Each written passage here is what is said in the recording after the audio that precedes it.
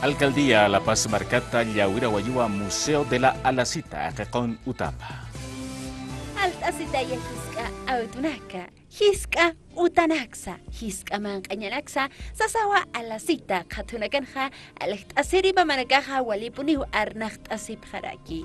Kitinakateja iya osapkita, kaichu mampeja akasarawiroja, yakapiniwa uka hiska yanakaj puriniraki.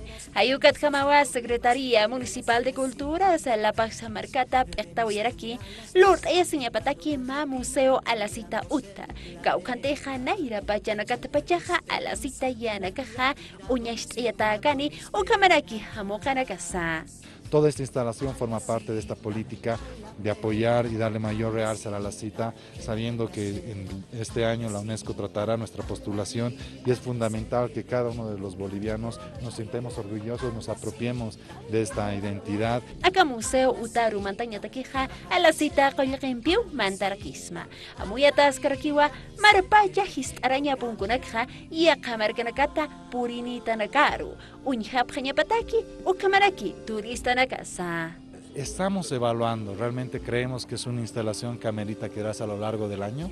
Vamos a trabajar con la agencia de turismo para intentar más bien que sea un punto para que turistas o residentes del interior del país que quieran conocer en otras épocas a la cita podamos tener un espacio que haga recuperar, que mantenga la memoria que en el campo ferial alberga en enero un patrimonio de la humanidad, un patrimonio de todos los paseños